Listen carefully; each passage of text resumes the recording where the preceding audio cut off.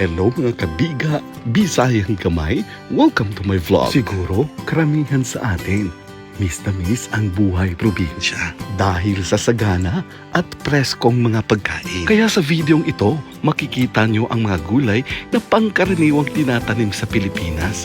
Pero nabubuhay din pala sa ibayong dagat, katulad dito sa London. Na-miss ko kasing magtinola. Tinolang manok ba?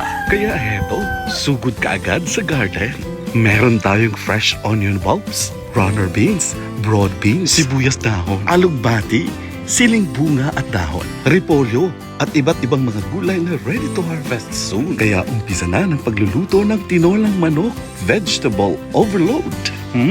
Nakakatakam. Siyempre, hindi mawawala ang pampaganang sausawan na kalamansi mula sa hardin.